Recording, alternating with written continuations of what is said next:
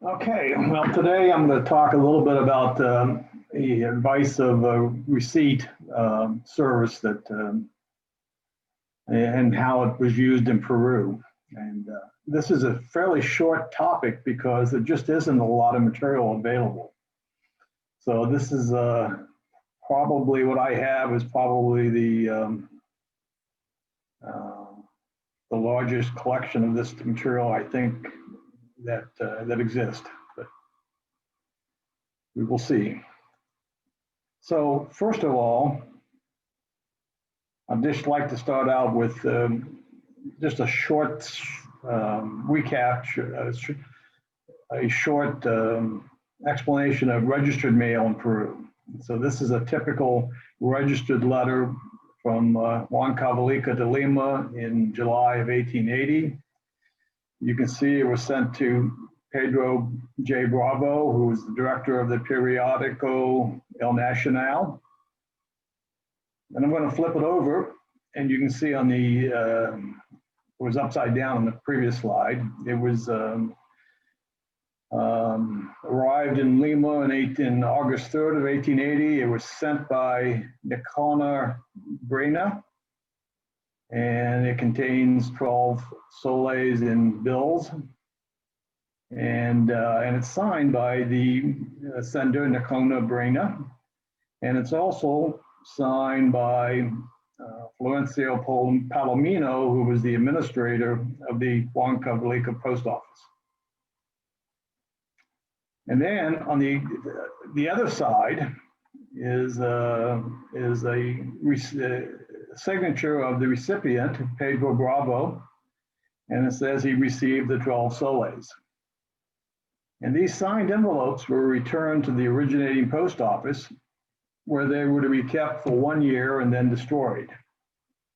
And that's one of the reasons why there are so few domestic registered mail available to the philatelic market from Peru, because the vast majority of these envelopes were destroyed eventually.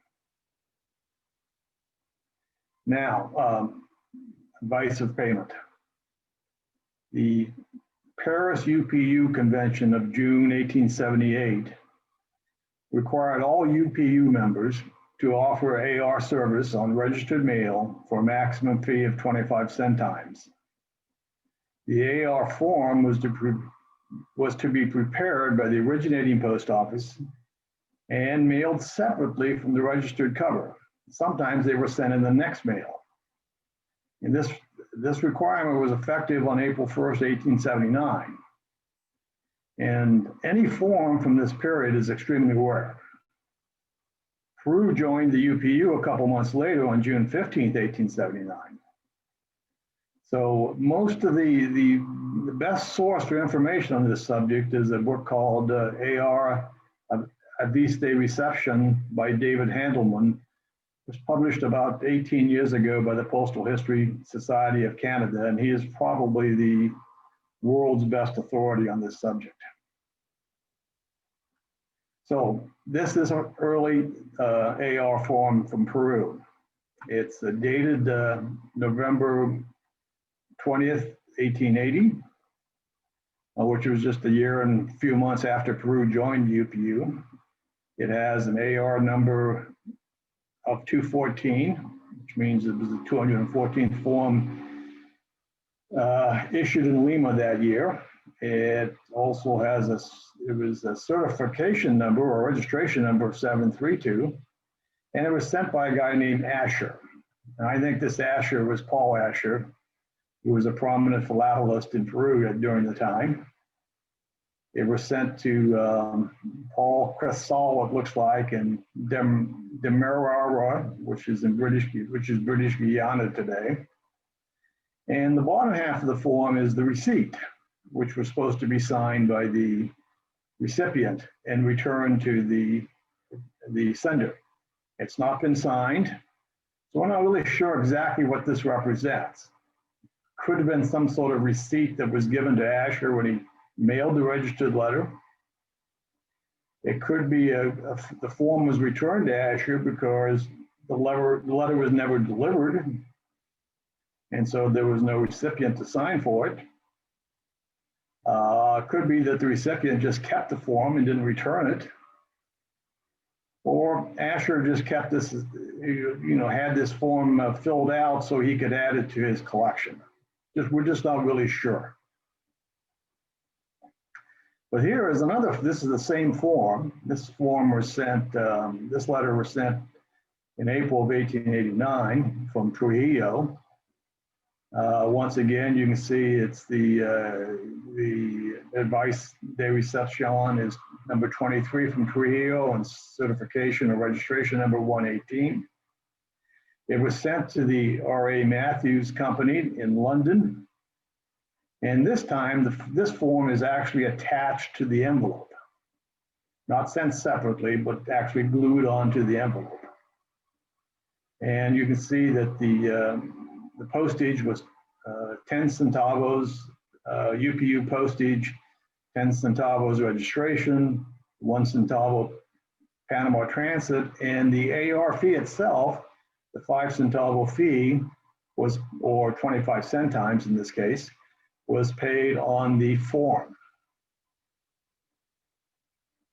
Now, this is the, I turn the cover over and unfold the form.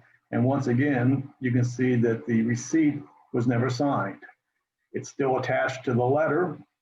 So once again, we're not sure if the recipient just did not return the form, or if the whole letter was returned unsigned because it wasn't delivered.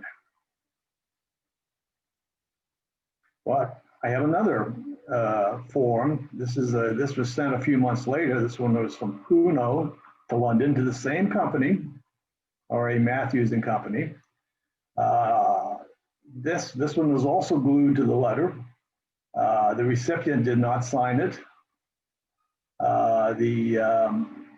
From the postage on this would indicate that this is a double rate letter. So the postage was 20 centavos and 2 centavos Panama Transit, 10 centavo registration fee. And since a portion of the form has been removed, the 5 centavo fee for the advice of receipt was probably up here in the removed portion of the form. And once again, we're not sure why this form was not returned.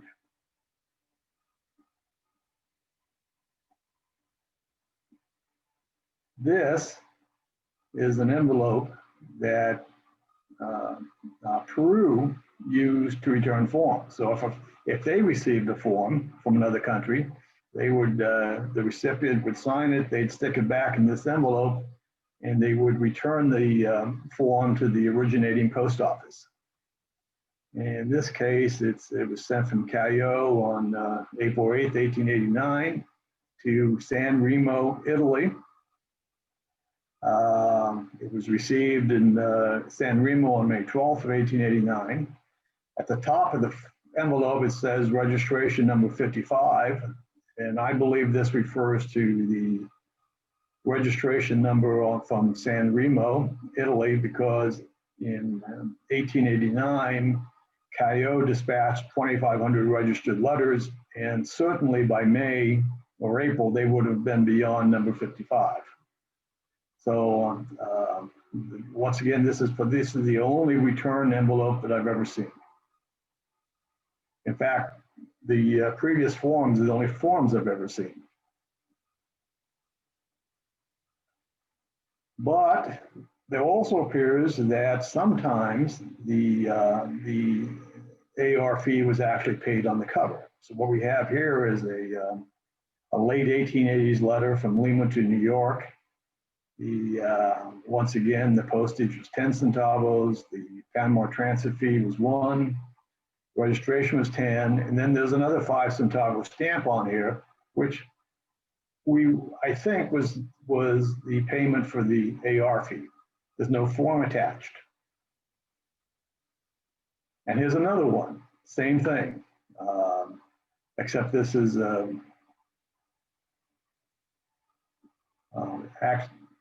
actually this is a double rate letter. I forgot to put that down. So the postage was 20 centavos, the Panama Transit fee was 2, registration 10, and once again, the 5 centavos is the AR fee was evidently paid on the envelope. Now, these last two covers are just cover fronts, which means the back of the envelope has been removed. And that might be an indication that the form was attached to the envelope and was removed and resent back.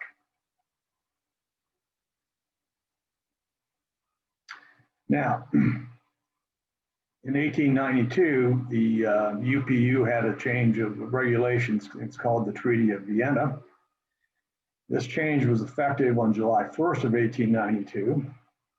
And now the originating office was to replace a AR cancel on the envelope to indicate that there was this was a advice of receipt was related to this registered letter. And the receiving post office was to make up the form, was to prepare the form to return to the sender. So Peru issued to use this, they created this AR hand stamp. They issued it to all the main post offices in Peru at the time. And once again, we see on this envelope the postage of 10 centavos, registration of 10, advice receipt of 5, and a Panama transit of 1 centavo. And then a few years later, on January 1st, 1896, Peru devalued its currency. They went for the currency previously was 1 centavo was equal to 5 centimes. It was changed to 1 centavo equal to 2.5 centimes, and that doubled the postage rates on international mail. However, they kept the registration and advice of receipt fee unchanged. So this letter is October 27th, 1896. You see postage of 20 cents, Panama transit of 2, registration of 10, and advice of receipt of 5, and it's got the AR stamp on it. This is one of the same from the same period, except now this is 2 years later, and Peru raised their AR fee from 5 to 10 centavos, but they kept the registration fee the same. And this is a double letter. It was sent to Buenos Aires. It was sent either over the Andes by land or via the Straits of Magellan, so there's no Panama transit fee. And it's a double letter, so the postage is 2 times 20 centavos. There's by the way, there's also an Ultima de Hora service. This means this letter was posted late in the day. So there was a late fee of 2 centavos times 2, registration of 10, a registration late fee of 5 centavos, an advice of receipt fee of 10 centavos, and the total postage of 69 centavos.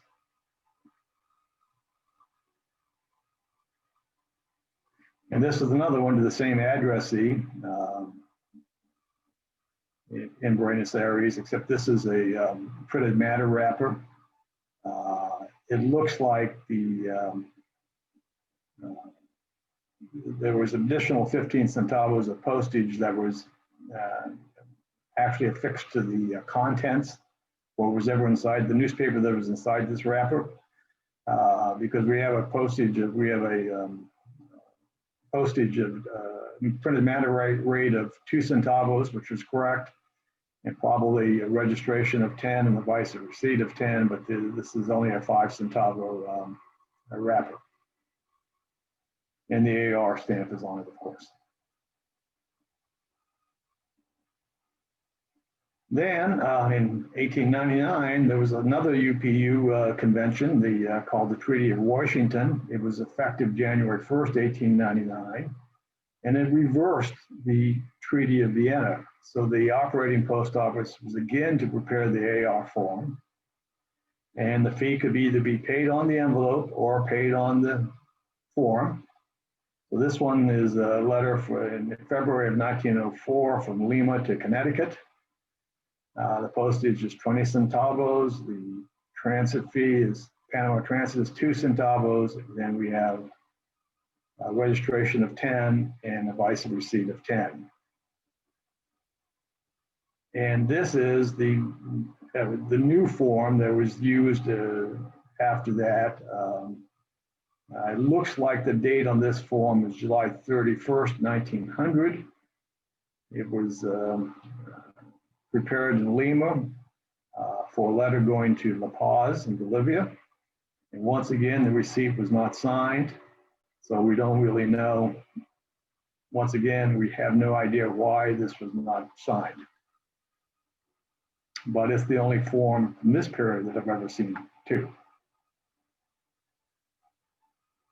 Now, just going to digress a little bit. This is an advice of payment or a postal money order that Henry showed a few weeks ago in his history of philately at the turn of the century in Peru. And so this is a postal money order that was sent from Lima to Paris in 1911. And I'm going to if you look real close here, you can see that it was 12.5 francs, and the originating sum was 5 soles.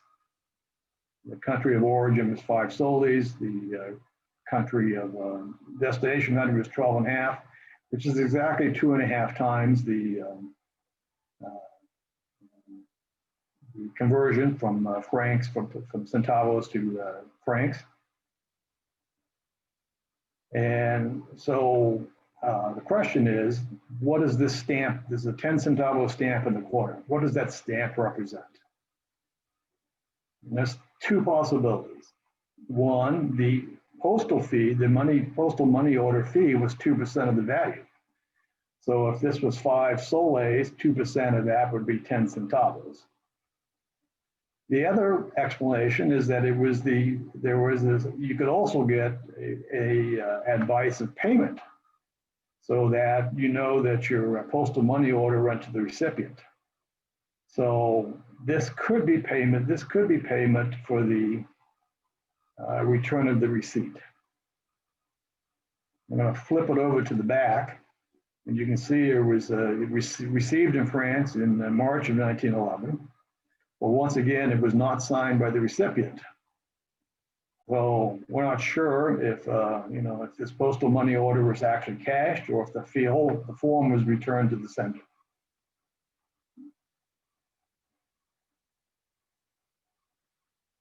But if it was returned to the sender, it would have been returned in an envelope like this. This is an envelope that was used. This was a German envelope. It was used to return these advice of payment receipts.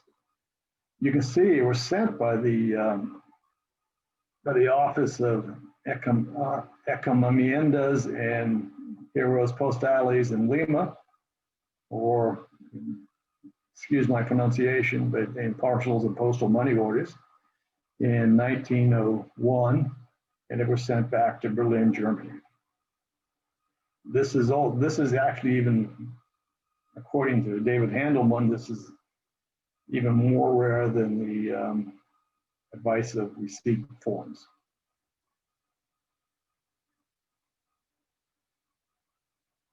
After 1910, advice of receipt becomes more difficult to find. I think through the 1890s and the early 1900s, Peru dispatched somewhere between 15 and 20,000 letters with advice of receipt to foreign countries, but it fell off dramatically after that. This is an airmail letter sent from Lima to Paris in 1947.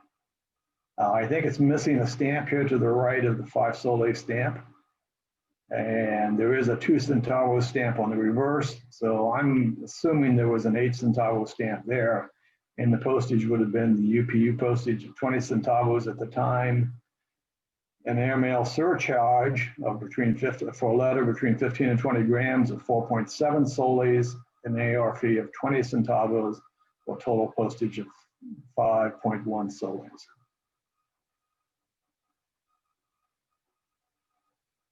And then sometime in the 1920s, forms were printed on cards that were attached to the letter. I'm not sure when Peru switched to cards, because once again, there are very few of these that I've ever seen. This was a domestic use of bicep receipts. So the card was sent from Lima to Ica in August of 1938. And at the time, the AR fee for domestic use in Peru was 20 centavos. So it has a 20 centavo stamp on it. And this one was actually signed by the recipient down here in the bottom corner.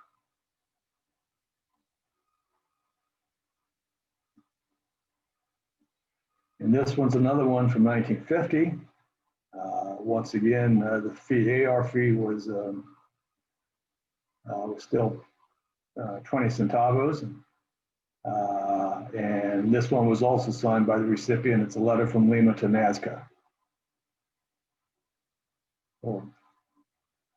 And then this appears to be a international AR form from 1950, also from 1950, but it looks like it was used domestically because the letter went from Lima to Cusco. But if you actually look at the form, it looks like it was intended for international use, but obviously it was used domestically. And this is a summary of the AR rates in Peru. There's two things to notice to that. First of all, in 1925, previously there was no AR fee for domestic usage. So domestic usages started in the 1920s sometime. That's one thing. The other thing is that there was a reduced fee for the Pan American Union. I've never seen a cover like with a reduced fee on it. And there was also a fee for requesting advice of payment after a registered letter had been sent.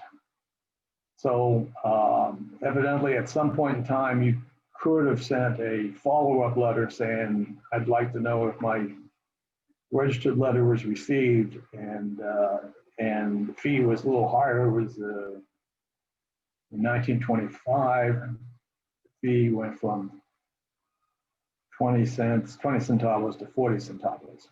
Previously to that, it was the same, and this service was inaugurated sometime around 1900 evidently. Once again, I've never seen an after mailing request, but it was possible. Now I want to digress a little bit here, and this is a letter from 1889. This was before the AR markings were placed on envelopes. There's a marking here that says this is a registered with advice of reception. It has the correct fees paid. The correct AR fee, 5 centavos, is included in the postage. The back of this envelope has a hand stamp that says Paul Asher, the philatelist that we think sent the 1880 form.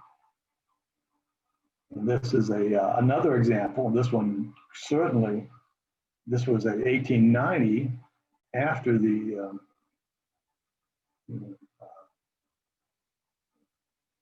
well, actually these letters go all the way up through 1895, and we still see the same hand stamp, but this is Paul Asher's corner card address. And I've seen about 5 or 6 of these envelopes. If they don't have Paul Asher's name on them, they have handwriting that looks the same. So I think this was a hand stamp that he had made up himself and he used on his own mail. And my last slide is one of my favorite AR covers, not because it's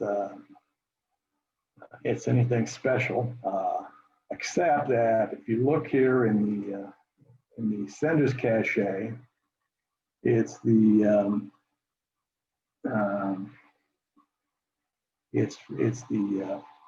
I think it's the Abraham Lincoln Post of the Grand Army of the Republic in Lima, Peru.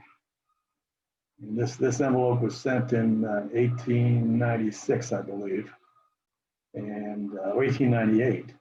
And at that time, the Grand Army of the Republic was a association of Union veterans of the American Civil War. And I just thought it was really unusual that they had a post in Lima, Peru.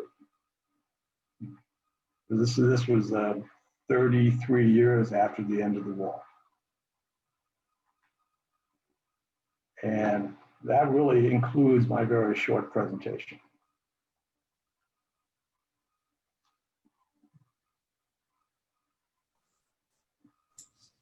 Thank you, Chuck. I would share mine and we jump to the next one and go from there.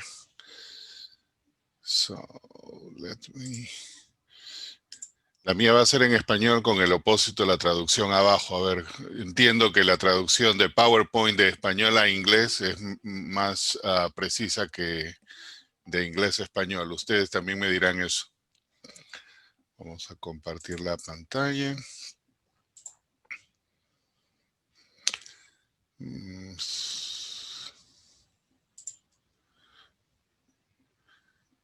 ¿Ven la presentación? Sí. Ok, perfecto. Gracias. So, esta parte es también va a ser corta y habla de también otras marcas relacionadas a cómo se manejaba el correo dentro de ese momento. Estas son las marcas última hora y PH, pasada la hora. Entonces, una pequeña reseña de por qué se dan estas cartas, ¿no? Entonces, obviamente las oficinas postales tenían un horario de operación y en la época inicial se cerraban las valijas de correo dependiendo de en qué momento salían los trenes o los vapores. Posteriormente, obviamente, también con el correo aéreo. Pero asimismo, el correo se trataba de programar en sus operaciones diarias de tal modo de que al final del día toda carta o todo correo que hubiese llegado estaba listo para ser procesado e enviado. Recordemos que el correo en esta época inicial, siglo XIX y hasta bien entrado el siglo XX, era el internet de ahora, pues, ¿no? Sabía que comunicarse, entonces los tiempos tenían que encuadrar dentro de lo que ya estaba preprogramado y tratar de manejar esa parte de volumen y logística. Entonces, el término pasado de hora he estado en operación prácticamente siempre. O sea, las horas de operaciones se determinaba una hora de cierre de valija, aunque la oficina podía no estar cerrada en ese momento, y seguía recibiendo cartas. Esas cartas que recibía durante ese periodo de tiempo después de que ya se habían cerrado las operaciones del día es lo que llamamos aquí el pasada la hora. Esas cartas se retenían y se mandaban en la mañana siguiente. Sin embargo, la primera notificación de eso está en 1858, a la emisión de las primeras estampillas de Perú que se usaron en todo el país, las primeras litografiadas. Para 1896, el administrador de correos de aquella época vio de que había una posibilidad de crear un servicio extra, porque aparentemente estaban llegando muchas cartas al final de hora y de algún modo eso distraía o no daba eficiencia al manejo que tenía que tener durante el día para preparar todo ese correo, más el correo que iba a ser demorado hasta el día siguiente. Entonces, en 1896, Camilo Carrillo, que era el administrador postal, propuso un, un nuevo sistema que se llamaba el correo de última hora, por un fee o por un cargo adicional. Recordemos que hasta esta época, por las regulaciones de la Unión Postal Universal, no había esa limitación de poder adicionar el costo de ciertos servicios al valor total. Y vamos a ver eso en todo esto. Entonces, para hacer una muestra gráfica de lo que estamos hablando aquí, el correo de última hora versus el correo pasada la hora, ¿no? Entonces, la premisa que tiempo es dinero. Digamos que ese es un día normal de operaciones, llegan las cartas durante las primeras horas hasta que se cierra las valijas, entonces en esta parte marrón claro, digamos, es la última hora de operación, pero alguien deposita una carta en ese momento. Entonces, esta persona quien deposita la carta a ese momento tiene dos opciones. La opción número uno es tomar el correo de última hora pagando un fee adicional y esa carta iba a ser procesada el mismo día. Si no quería pagar ese fee adicional, ese pago extra, la carta iba a pasar al día siguiente. Entonces, digamos, esta es la separación. ¿Qué es el correo de última hora y qué es el correo pasada la hora? Entonces, la versión aquí. Esta es la carta más temprana que yo he visto con una marca PH. Esta carta está en colección del doctor Guillermo Llosa. El porte es el porte normal de la UPU hacia el extranjero, 11 centavos, 10 centavos de porte y 1 centavo de cruce de Panamá. Estaba Providence en Rhode Island. Y en una publicación hecha en 1875 en El Comercio, se lee esto, ¿no? El público que por su parte debe coadyuvar al buen servicio, debe cuidar de poner las cartas en los buzones hasta la hora prefijada, como ya habíamos hablado. No se calcula el trastorno, confusión y ocasiona las cartas depositadas pasada la hora. Parece de que ya había ese problema de que a última hora traían mucho y demoraba la operación diaria. Y ahí, en 1875, esa notificación del gobierno, del comercio en el diario, indica que las cartas que se echen pasado el término señalado no caminarán hasta el día siguiente, como ya habíamos explicado, y se les aplicará la marca PH. Quizás eso no sea consistente o quizás los empleados postales no ponían la marca. La situación es que, digamos, el periodo anterior a 1896, este es el único sobre que yo he visto con una marca PH. En el libro de Carlos Nicoletti menciona muchas cosas referentes a esta marca, y entre ellas Percy Barholtz, que es uno de los principales historiadores postales de Perú, que de haber visto muchísimas marcas PH, pero todas son posteriores, y solamente habla también de una que es esta, y es la primera, digamos, ¿no? Y la única que se conoce de ese periodo. Este es de 1888. Ahora, 1896, ya vimos la propuesta de Camilo Carrillo en 1896 para la reforma postal. Y en esta reforma postal que cambió y que hice mi presentación de la historia postal a principios del siglo XX, ¿no? Hablaba de esta nueva tarifa postal. Y en esta nueva tarifa postal se habla del late fee o el correo de última hora.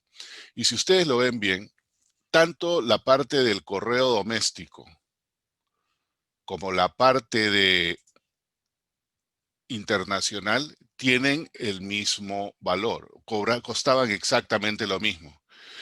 Si una carta era depositada a la última hora y era certificada, así vaya dentro del Perú o vaya fuera del Perú, pagaba 5 centavos, una carta común 2 centavos y los impresos o las tarjetas postales 1 centavo. Y la razón es simple, porque en realidad esto no tiene que ver nada con distancia, ni cargos de peso adicional, ni nada de eso. En realidad esto era solamente manejo y quizás manejar el sobretiempo, pago extra a los empleados o algo así, si es que iban a manipular, a manejar todas estas cartas para el mismo día. Este es el correo de última hora. Ahora, este correo de última hora se emitió una marca postal que es esta. Esta marca postal elaborada de Lima, que es la primera que se conoce del correo de última hora, se implementó el 8 de junio y como ya vimos hay 3 diferentes cargos dependiendo del tipo de carta. Esta que vemos aquí va a Buenos Aires y es un sobre abierto, por lo tanto aplica como si fuera un impreso o el valor de impreso y paga los 2 centavos de costo de impreso de Lima a Perú. Perdón, de Lima a Buenos Aires, pero como fue enviada a última hora y quien la enviaba estuvo dispuesto a pagar ese porte extra, pagó 1 centavo extra. Este es un porte de 3 centavos, 2 centavos del impreso, 1 centavo del cargo de última hora. Y aquí vemos que tiene la recepción de Buenos Aires. Esta también la vimos anteriormente y esta es una tarjeta con respuesta pagada. También tiene la marca de última hora, se ve un poco tenue en este lado, pero está ahí. Pero al ser una carta con respuesta pagada y el porte normal siendo 4 centavos, estaba pagando los 4 adicionales de la respuesta, le hicieron pagar también a la respuesta el pago de 1 centavo por tarjeta postal. Entonces, en realidad, el total que pagó por este fue 10 centavos. 4 del envío, 4 de la respuesta pagada, 1 centavo por el late fee o la última hora para el primero y 1 centavo para la respuesta pagada para el otro, que no lo debió haber pagado, pero esto lo hicieron pagar igual. Es una carta curiosa o es un correo curioso en todo caso, ¿no? Que sucedió en este momento. 26 de octubre de 1897 a Born, Alemania, y demoró 26 días en llegar hasta allá. Esta es una carta doméstica que va de Lima a Chaparra, en el sur del Perú. Paga el porte de 7 centavos, 5 centavos el porte doméstico y 2 centavos esta vez por el última hora de una carta doméstica. Igual la misma operación con la marca correo de última hora, la cual vemos aquí un poco tenue. Esta es la otra clasificación de correo certificado. Esta va a Berlín. Paga 37 centavos, 22 de franqueo, incluye los 2 centavos del cruce de Panamá, 10 centavos de certificación, 5 centavos de última hora, y aquí está puesto. Aquí parece que le pusieron el AR, pero se lo cortaron, o no lo incluyó, y lo que incluyó fue el correo de última hora. Esta es una marca que se crea posteriormente y su uso es bastante corto. Chuck mostró en una de las formas que tenía ahí, una con esta. Yo conozco esta tarjeta y un sobre más, por ahí todos en el mismo color rojizo, ¿no? Esta es la misma operación, estaba Friedberg, en Alemania también, paga 5 centavos. 4 centavos es el porte de la tarjeta postal y 1 centavo es el última hora. Se procesó el mismo día. Estamos hablando 1899. Ya a la entrada del siglo XX aparece esta nueva marca y es la única que he visto, dice última hora vía Callao. Este es un sobre oficial enviado por el Ministerio de Relaciones Exteriores de Lima hasta Montevideo.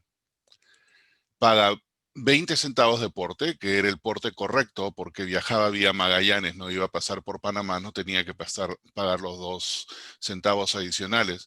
Pero a la misma vez se indica que es última hora, pero no paga los 2 centavos extra por pago de última hora.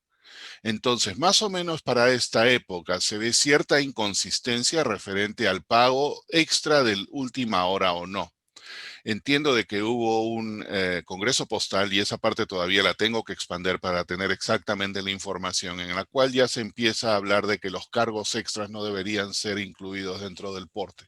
Esa información no la tengo, espero tenerla en algún momento cuando siga investigando, estudiando esto un poquito más. Pero a la misma vez de que se está hablando de correos de última hora, se está hablando de ya se empiezan a ver sobres que no tienen ese fee adicional. En la información del correo, en los boletines postales del correo, se ven algunas de estas cosas, ¿no?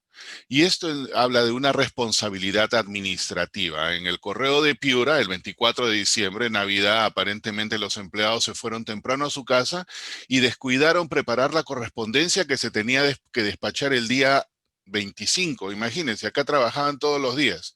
Y como se fueron temprano y no lo pudieron preparar, perdieron la conexión de tren a Paita. Y al perder la conexión de tren a Paita, el correo se demoró. Y al haberse demorado, se resuelve, como dice aquí, ¿no? Declárese responsabilidad del personal de la Administración de Correos de Piura y los gastos de 19 libras los van a pagar ellos. Increíble.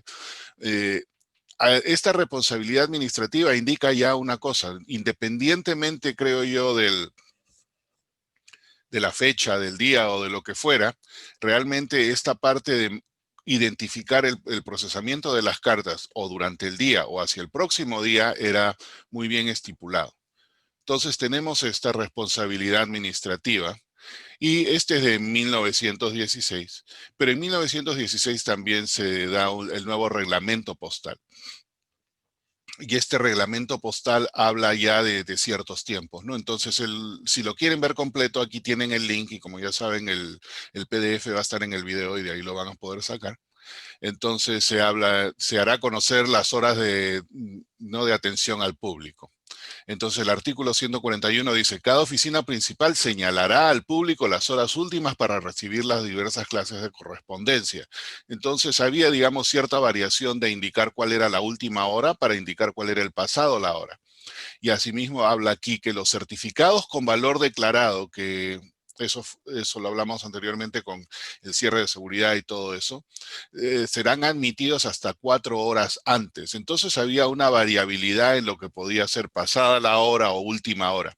Sin embargo, a partir de 1916 ya no se ve en las cartas, por lo menos las que yo he visto y en nada de la información que yo he podido ver, que se continúa cobrando el porte extra de última hora. Entonces, al parecer, cuando se emitió esta regulación de 1916, se descontinuó. No tengo la fecha exacta, no tengo el momento exacto, eso es lo que hay que seguir estudiando e indagar.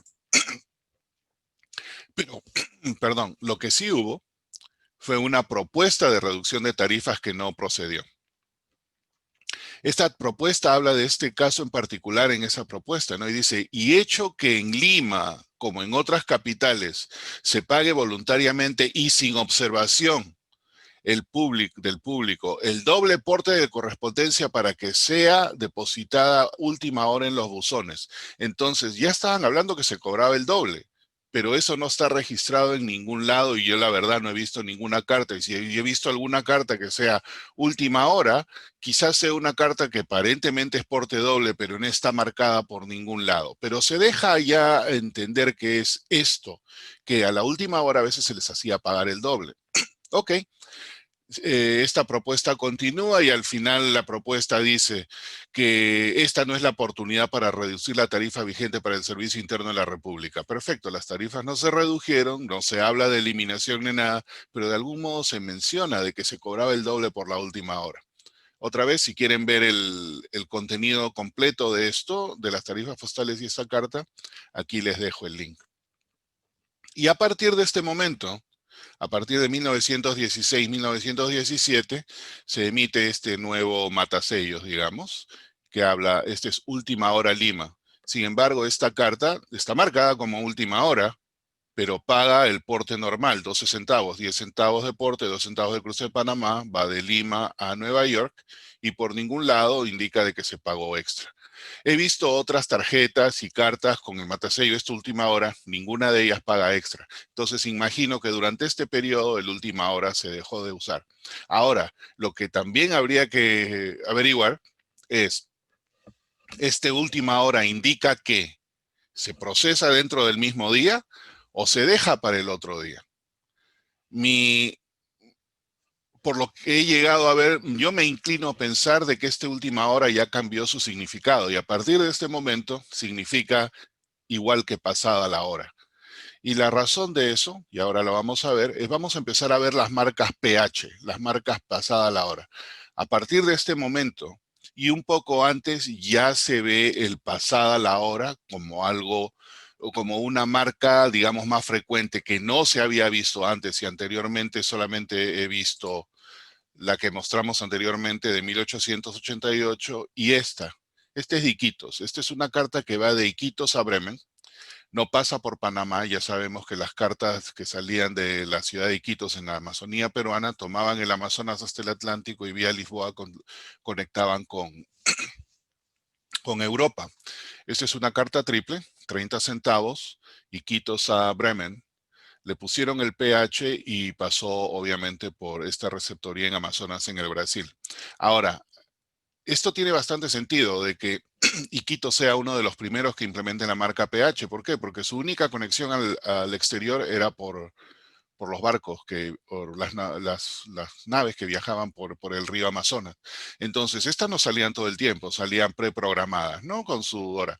Y si perdían, digamos, el barco para salir, tenían que esperar hasta el próximo envío. Entonces, el tener la marca PH para indicar precisamente que se perdió ese tiempo, siguió adelante. No hay marca de recepción en Alemania, pero hubiera sido importante ver cuál fue la demora. Entiendo que los barcos ahí en Quito salían una vez por semana, pero eso también requiere un poco más de investigación. Esto para lo que es el correo marítimo. Ahora, a partir de que se implementa el correo aéreo, ya se ven mucho más de estas cartas PH, de estas marcas PH, precisamente para poder recibir el correo y enviarlo en el vuelo siguiente o dejarlo hasta el próximo vuelo si es que llegaba tarde. Aquí tenemos una carta de estas, va de Lima a Chicago, paga la tarifa aérea correcta, $1.90. Probablemente no fue depositada en el momento para el próximo avión que conectaba con Cristóbal y todo esto para llegar hasta Chicago, por lo cual se le marcó con esta marca PH.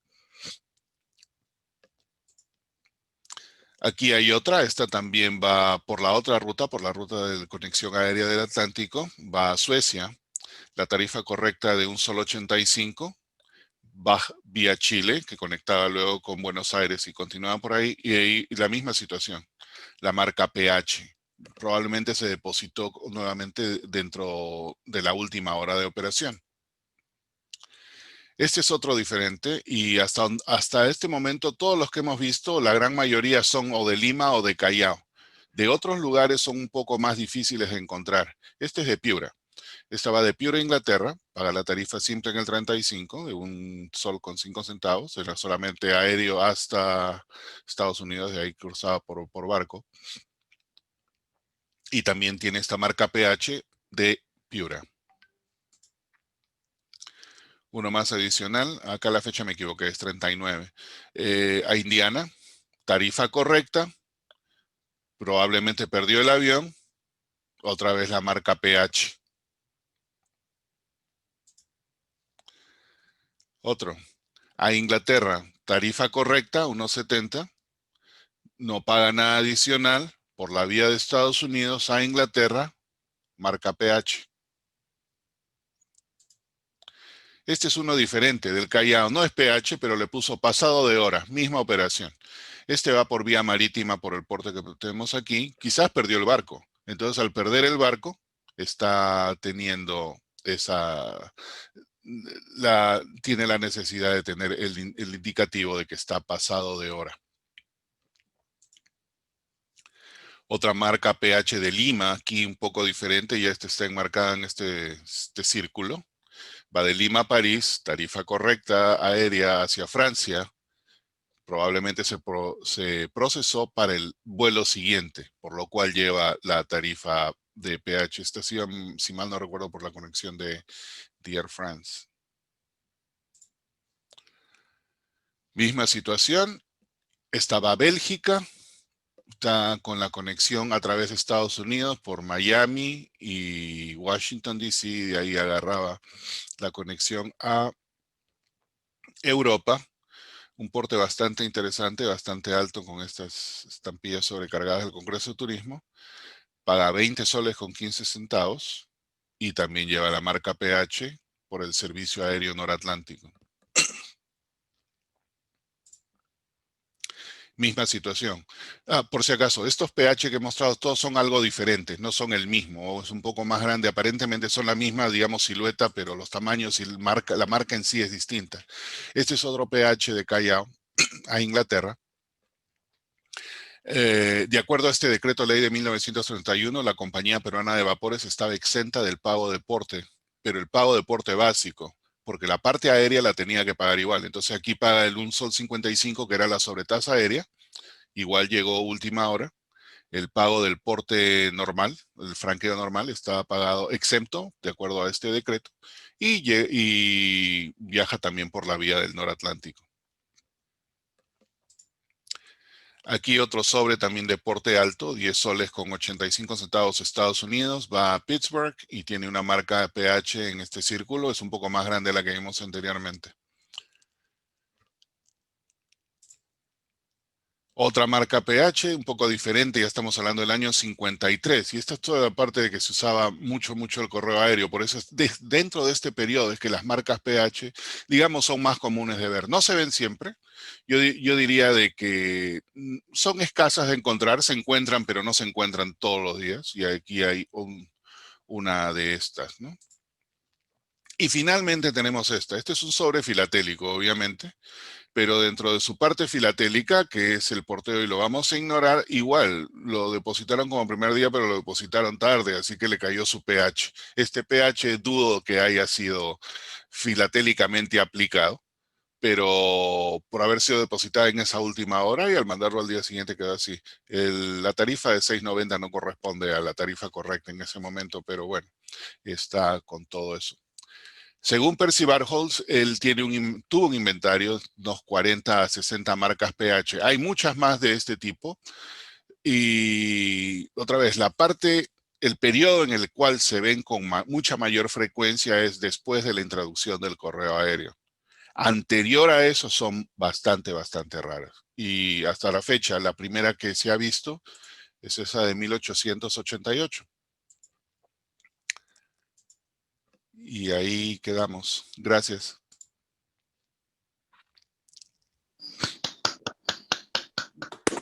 Henry, te tengo una pregunta. Sí. Sí, adelante. Si hay preguntas para mí o para Chuck. Henry, dime. Tenía una pregunta para ti. Lo que pasa es que salí un ratito y parece que no llega a cansarte. Pero las dos preguntas que te quería, bueno, las tres. El rango del pH está entre qué años. O sea, si bien es cierto, podemos marcar un inicio y un fin, pero también podemos marcar un inicio y un fin hasta el inicio del correo aéreo, porque el correo aéreo se hace un poco más común, vamos a llamarlo así. Sí, ¿no? Entonces si quieres poner correo aéreo empiezas en el 28, ¿no? Del 28 hasta los 50, 60 quizás llegue, es el pH. Digamos, o sea, lo más tardío es el 60. Debe ser, yo he visto 60 creo, 61, 62. Y el pH anterior, el primero, el de 1888, y esos llegarían hasta más o menos 1916. Ese diquito, el chiquito, yo he visto dos. Uno es del 12 y el otro es del 16, coincidentemente. Y por ahí uno más que no lo pude encontrar, por eso no lo puse aquí. Entonces Ajá. Ya, sí, disculpa.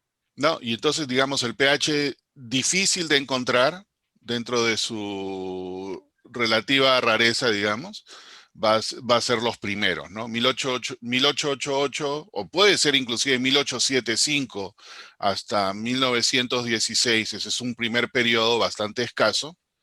Posterior vendría a ser más que tiene que ver con el correo aéreo y es mucho más común. Ok, y lo otro que me gustó son los sobres, dos sobres de porte alto, el de Bélgica y de Estados Unidos. ¿Por qué tanto porte? Porque el correo aéreo tenía un fraccionamiento interesante. Había que pagar, el porte aéreo era una sobretasa aérea, ¿no es cierto? Pero el franqueo normal había que pagarlo igual. Entonces, pagabas el franqueo normal, digamos, hasta 20 gramos por 10 centavos. Pero ese franqueo normal de 10 centavos para una carta aérea que probablemente se cobraba, creo que se cobraba por cada 5 gramos una X cantidad de sobretasa aérea. Entonces, pagabas, qué sé yo, pues pagabas un porte doble, de repente pagaba 40 centavos, pero eso lo tenías que multiplicar por 8 si es que esta carta llegaba hasta los 40 gramos. ¿Por qué? Porque la sobretasa aérea era cada 5 gramos. Por eso se ven esos portes así raros. Entonces, para llegar al porte real de esto, tienes que saber dos cosas. Número uno, cuál era el porte básico terrestre. Y número dos, cuál era la sobretasa aérea y cuál era la unidad de peso de referencia. Generalmente era 20 gramos y por el franqueo normal y por cada 5 gramos se cobraba un incremento o un escalón en la parte del correo aéreo. Y eso, de eso no hay registro, ¿no? Si hay registros, si vas a Sí, la ok. página del Perú Ya, ya. Filatélica está diciendo, Sí, sí, sí. ahí hay un proyecto de rates que lo empezó Guillermo Llosa y está bastante bien completo y compilado, y ahí la parte del correo aéreo te explica todo eso. Ok, perfecto. Ujú. Gracias. Bien. Henry, Sí, adelante. yo quisiera compartir, pues primero felicitaciones a ambos por esa investigación tan avanzada y tan interesante. Nosotros en Colombia, por lo menos que yo me acuerde, nadie ha hecho algo al respecto y estas cancelaciones, solamente que yo haya encontrado, no he profundizado mucho en el tema, es en la época republicana Ah, y le ponían un sello que decía tarde y cargada. Hay dos ejemplos, uno de 1841 de Bogotá y otro de 1844 de Cartagena. Casi que en las ciudades principales era donde utilizaban eso.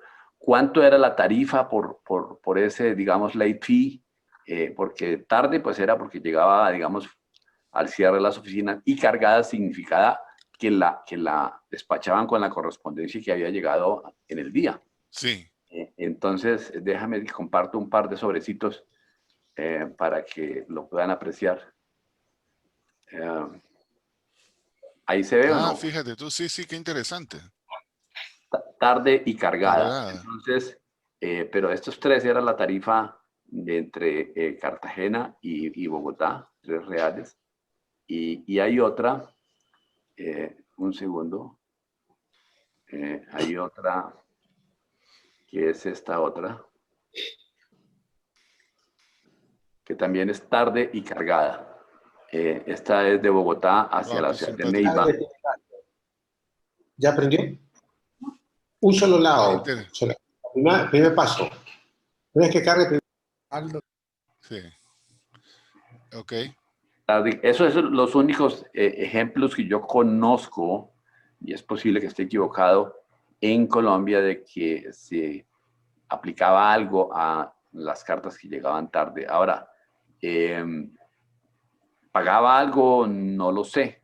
No aparece allí. La tarifa de R$2 era una tarifa normal para una carta sencilla entre Bogotá y Neiva.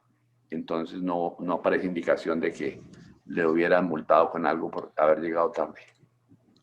Qué interesante. Yo que sepa, en la época prefilatélica de Perú no he visto nada de eso. Sí, estas son como en 1840, tal vez hubo una nueva legislación y Colombia entró a dejar, a entrar al sistema métrico. Entonces es posible, habría que investigar. Yo no he Sí, llegado sí. a ese punto, pero hay que investigar, digamos, para más adelante, porque me parece interesante esto.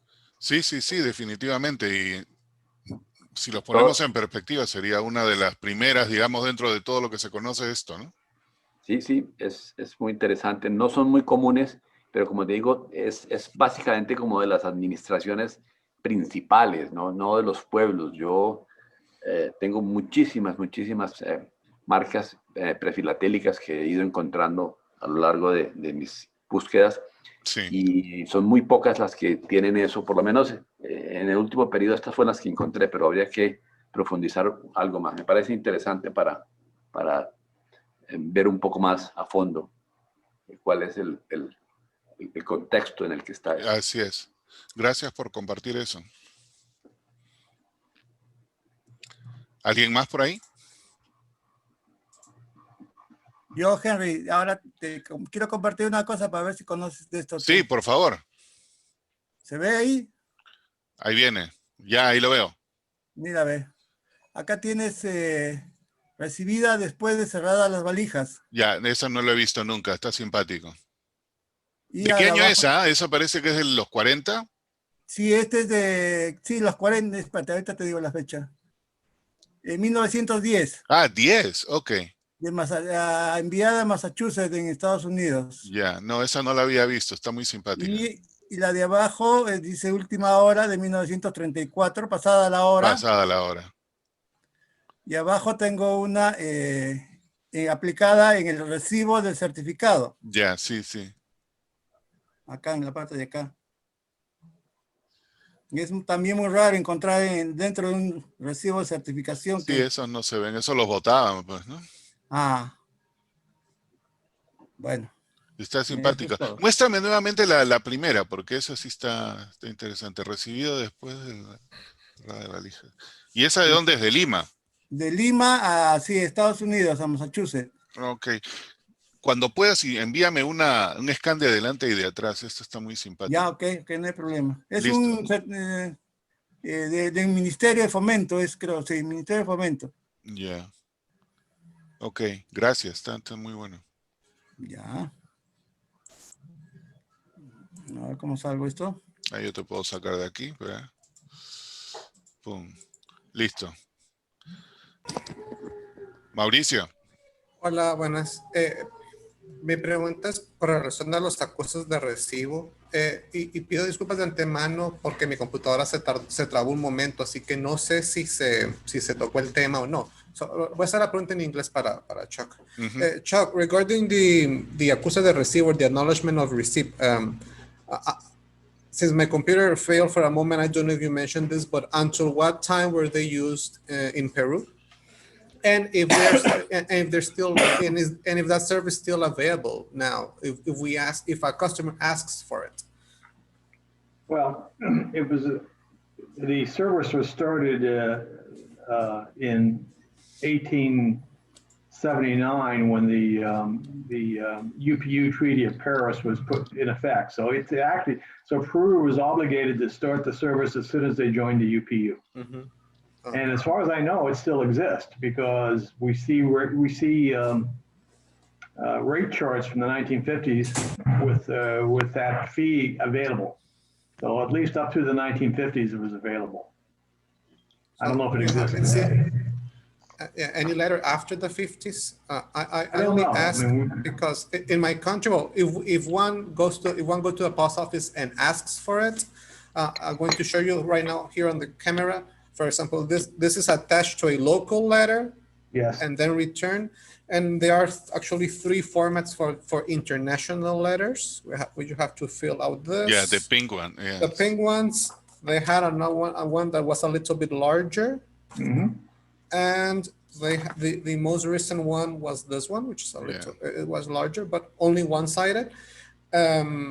If the service is still it's still on the rates, it's still included, but few people know about it. Basically, only collectors used to use this when we sell something, just to make sure that it was actually received by the recipient. Mm-hmm. But it still exists here. Very interesting. I do recall when I was living in Peru and I was exchanging stamps with people outside, I used the return receipt, and I'm telling you late 70s by then. Well, actually, now that I think about it, Aldo Salvatierci used to send me stuff with return receipt on it, and that was probably back in the early 2000s. Here you go. So most likely it still exists because that will be the surplus time, so they will still continue with that service. Y a los demás que estamos aquí, ¿en sus países todavía existe el acuse de recibo? ¿Se ofrece todavía eso? Lo que estaba comentando, en Honduras todavía, pero poquísima gente los usa. En Argentina existe. Ah, ya. ¿Y es un pago extra en Argentina o está incluido? No, es un pago extra. Okay. Aquí también es extra. Extra. Es extra. Y con respecto a la última hora, existieron en Argentina dos cosas. Una era la marca última hora y la marca después de hora. Última hora era la que llegaba a último momento y había que pagar doble porteo para que la lleven hasta el tren o hasta el barco. Y después de hora era una forma del correo de protegerse, decir, ¿por qué no salió la carta ese Exacto. día? Porque llegó después de hora. Aquí también hubo algo parecido, una marca que solo decía tarde, Claro. pero muy poco común y se sabe muy poco al respecto, pero asumimos que es para algo similar a última hora. Claro, aquí existió, digamos, el correo trataba de mostrar su eficiencia, entonces decía que había una marca de avión atrasado, Sí. tren atrasado y vapor atrasado. Pues entonces decían, este vapor llegó tarde, por eso la carta se la entregamos tarde, o este avión llegó tarde. Lo mismo cuando uno entregaba la carta, si la tiraba en el buzón tarde, demasiado tarde, después de que la última recolección, decía después de hora. Entonces eso era una forma de protegerse. Y lo otro era Exacto. última hora, que requería doble porteo. Y yo lo que veo de fundamento de estas marcas es un reflejo de la eficiencia del correo, ¿no? Precisamente lo que está diciendo Andy. Tenían que protegerse, entonces ellos tenían ya todo su proceso programado. Y si estamos hablando pérdida de horas, que puede significar pues una demora en ese correo, y por lo menos en el Perú, como mostré ahí, no había una responsabilidad administrativa. Entonces me imagino que en los otros países habrá sido igual y obviamente nadie quería que le toquen el bolsillo, así que esta era la manera de hacerlo. ¿Otras preguntas por ahí? Paul. Sí, buenas. Justamente, de acuerdo a todo lo último, felicitaciones primero, Henry, congratulations, Charles, un tema nuevo. Y justamente a partir de tu última frase que mencionas que cómo serían los otros países. En Ecuador me parece que el sistema administrativo era bastante deficiente en relación al Perú, porque no encontramos tan cantidad de cartas con estos, a pesar de que las leyes lo pedían, pero hay una sola carta conocida con un sello de UH y nada más. O sea, y prácticamente el AR se encuentra en menos de 10 cartas. O sea, y las regulaciones decían lo mismo, porque estábamos igual en la UPU, Claro. pero era muy difícil que se sigan acá y muy difícil que se tome en cuenta eso. Y esta sorprendente esa multa que le han aplicado al cartero que tú pusiste, al administrador de correos que le pusiste, espectacular que hayan sido muy, muy drásticos y muy bueno, porque en base a eso es lo que existe la riqueza filatélica en el Perú, comparando con Ecuador, que realmente no se ve mucho acá de todo ese tipo de seriedad en el manejo de la correspondencia de esas épocas, por lo menos yo no he visto. Y puse ese ejemplo, y hay muchos más, porque lo que más me sorprendió es que era el 24 de diciembre. Entonces no había ni siquiera perdón por Navidad. Tenían que hacer su trabajo y el 25 tenía que mandar todo. Muy bien, muy bueno. ¿Alguna otra por ahí? No veo a nadie. Estoy tratando de revisar, como no es un área en la que esté yo muy familiarizado, estoy tratando de revisar si existe una marca similar en México, pero no encuentro. Yo he visto marcas de fuera de valija, pero de tarde no.